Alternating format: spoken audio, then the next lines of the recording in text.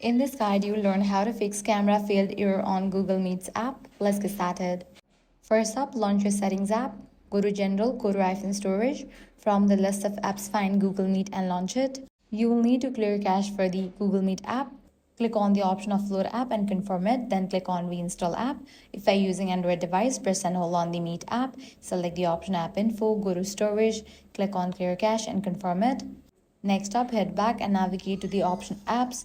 Now from the list of apps, find Meet and launch it.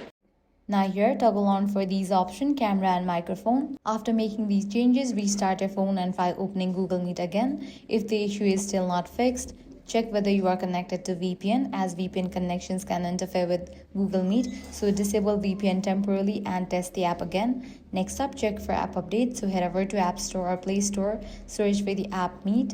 Once app appears, if you see the option of update, click on it and update the app to its latest version. Also make sure your device software version is updated to its latest. And that's it. With this solution, your problem will be fixed. If this guide helped you out, do not forget to like, share and subscribe.